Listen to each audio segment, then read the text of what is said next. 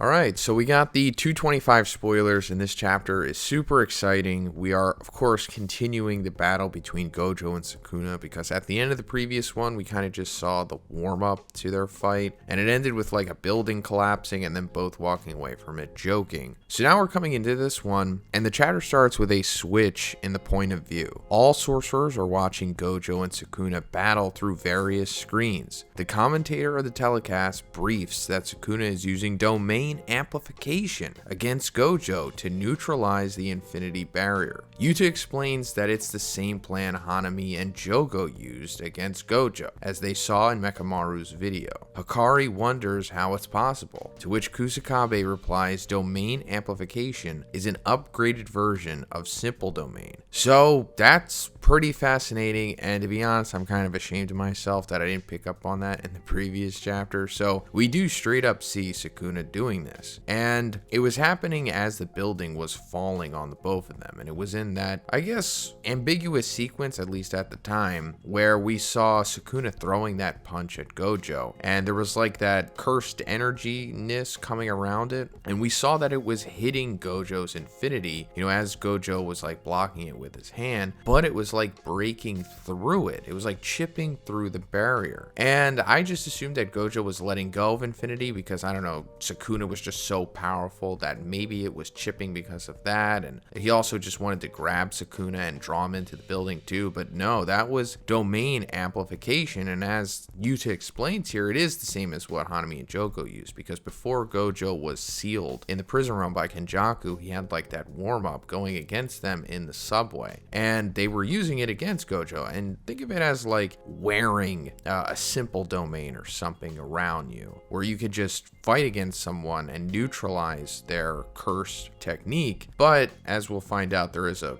price that you have to pay in exchange for using it, because Angel tells that the cons of amplification is that one can't use their innate curse technique, and same goes for Sukuna. But if Sukuna has a different plan to bypass infinity, then Angel comments that Gojo will lose. Like, wow, just straight up saying that Gojo is going to lose. More foreshadowing here, but domain amplification is perfect for Sukuna because he's such a powerhouse that he doesn't really even have to use his curse technique. Even against Gojo, all he just needs to do is bypass his broken ability, and he's pretty much going to win. Well, at least on paper. Miwa asks why isn't Sukuna just using domain expansion, and Kirara rebutes Miwa, saying, "You say it so easily, but it would finish the battle immediately." Yuji says a must-hit effect of a domain would penetrate Gojo's infinity. Yui asks what if Sukuna is assuming he can't win a domain battle against Gojo, but Shoko replies that Gojo's wicked personality and the Six Eyes would have caught such thoughts of Sukuna, if any. Then Choso adds that Sukuna's domain doesn't have any barrier to begin with. So that's an interesting phrasing, and I wonder what the translation of this with Viz or just the chapter coming out will be, because pretty sure Six Eyes can't like literally read your mind. He would more so like read Sukuna's cursed energy,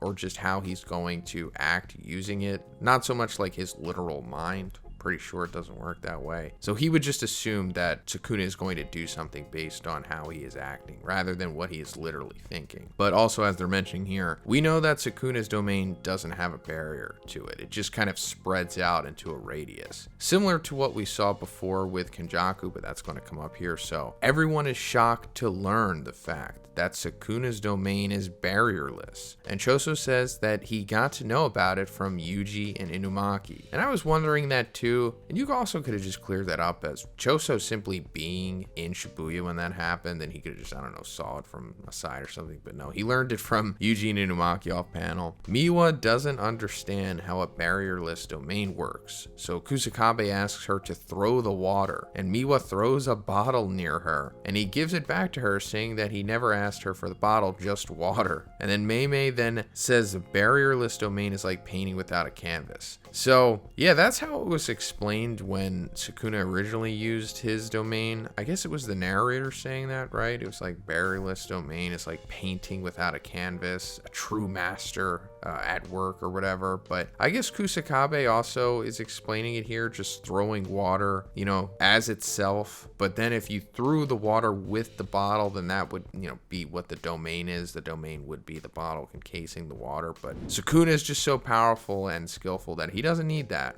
I mean, as we kind of saw before. Maki says it's rare, but it's not impossible. Megumi's domain expansion was incomplete and therefore lacked barrier as well. But Kusakabe says that Megumi's is not the same as Sukuna's. Megumi had to make use of the environment since it was incomplete, while Sukuna has free control over his domain expansion. So yeah, we also saw that before with Megumi's Chimera Shadow Garden. It was incomplete, so he kind of just filled up the area with it to act as a barrier, even though it wasn't. He kind of just molded it around it. We saw that most recently against Reggie in that like gymnasium with the pool. Really cool sequence. But Sukuna, of course, just has complete control over the domain expansion. So he, I don't know, in theory could choose how big or small it's going to be. Mimi then says it wouldn't become a push battle between the domains, but the outlines. And that pretty much means that like Gojo is going to have a closed, sealed barrier domain, you know, like the typical one that we see with that spherical, but it wouldn't become a push battle because the Sukuna's barrier, you know, it doesn't have one. So it would just kind of exist at the same time, as we're actually going to see. Choso reveals that Kenjaku also had a barrierless domain. He explains that in their battle, Yuki used a simple domain, while Tengen dismantled Kenjaku's domain from the outside. Choso adds that Yuki's simple domain didn't stand a chance, but if she had used her domain expansion ...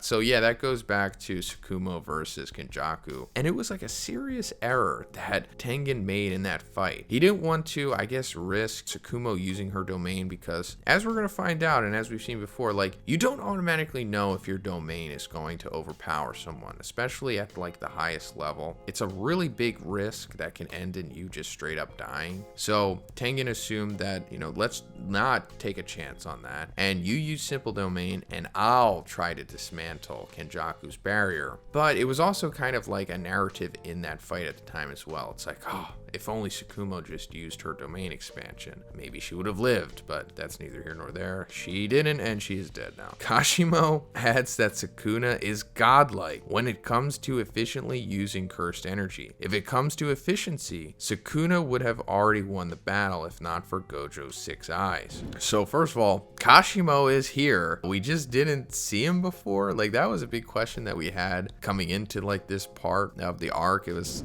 like after Gojo was unsealed and we saw everybody meeting up, Kashimo wasn't there, but I guess Gege just forgot to draw him or something. We thought there was something extra special in mind, like he was hiding or he was waiting for the perfect opportunity, but no, he's here, and surprisingly he's just cool with Gojo fighting Sukuna. I guess maybe he realizes that, yeah, this kind of has to go down, because Kashimo's whole big thing is that he's gonna fight Sukuna. He wants to fight Sukuna, and I think that he will, because keep in mind that Kashimo's like curse technique has like this one and done thing. It's like this big ultimate attack that he can only do once. And that also plays into the Hindu epic that a lot of this is being based off of. There's like one big ultimate attack that a character could use that just straight up kills a god. And I don't know if that means that Kashimo's going to kill Sukuna, but I do think that it might straight up injure him severely if he does get a chance to use it against him. So just keep that in mind. Then Ino asks that they are talking about using domain expansion casually, but it can't be used often, right? And Inumaki says that Okaka and Yuta translates it as saying Gojo doesn't run out of cursed energy. And Inu then says that using a domain expansion consecutively would be a different case. After all the talk, Momo comes to the conclusion, saying it's just her guess, but even Gojo and Sukuna might not know what the outcome of their domain battle would be. Higuruma then calls out everyone to look at what's happening. So before we go further, let me just talk about what they just said about how the 6 eyes essentially allows Gojo to have nigh,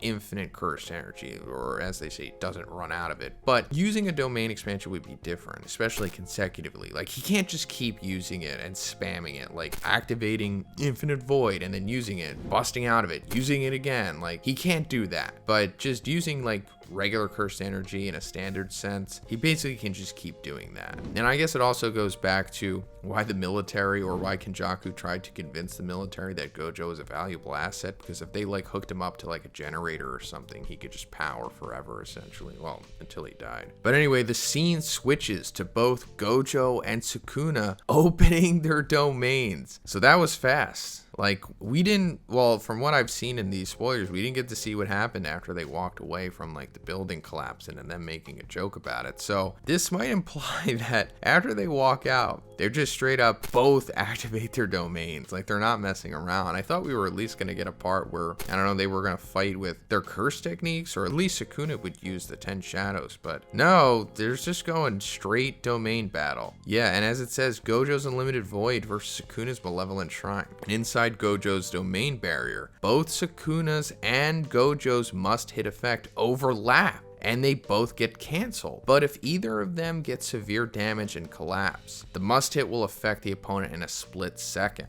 Kusakabe and Meme are shocked, and the narrator explains that Sukuna's domain effect range reaches out even out of Gojo's barrier. And the barrier of the domain, as Yuji says, is a domain's barrier is weak against attacks from the outside. So this is fascinating. We could have assumed, if we really looked at it on paper, that in theory this could happen, but there's no way to ever know for sure, because, domains are kind of rare in the series, but domains versus domains is even rarer. So this totally makes sense. So as we just talked about, Sukuna's domain has no barrier to it. It kind of just opens up in a radius. Think about it as like this flat plane that reaches out, as where Gojo's barrier is a 3D sphere. So they don't have to overlap like the traditional domains would. It wouldn't be two spheres butting heads. It's more so just a sphere resting on top of a flat plane. And as we also saw before, domains are vulnerable to attacks from the outside. We saw, that Toji broke into Dagon's domain back in Shibuya, and most recently when the big three of Sendai, it was Akotsu going against Ryu and Takako, they all used their domains expansions at once, but then outside, Kurorushi, the cockroach curse spirit, came in and just broke it instantly. So what's happening here is, since Sukuna's domain is so large, it's obviously taking up space around Gojo's domain, because Gojo's domain is just sitting inside of Sukuna's barrier. So now he can just use his, slashing attacks outside of it, because it's inside of the barrier. So that instantly breaks it. It's fascinating. And it makes you think, like, how didn't Gojo account for this? Because they definitely told him that Sukuna had a barrierless domain, right? I mean, if Yuji told that to Choso, then surely they would have talked about this beforehand. So I guess this was just a miscalculation from Gojo, or he wanted this to happen. Either or, but still pretty cool. Sukuna just instantly destroying Gojo's domain barrier here. This is really, really exciting stuff. But Sukuna's slash attacks Gojo's barrier from the outside and it collapses. And finally, Sukuna's must hit slashes Gojo's neck. And that's where the chapter ends. Like, Gojo getting his neck slashed by Sukuna's Malevolent Shrine. And yeah, this is supposed to be like a big cliffhanger, like, oh my god, is Gojo going to die? And probably not, unless there's something special going on with the must hit of the domain. Then Gojo could just reverse curse technique from this, right?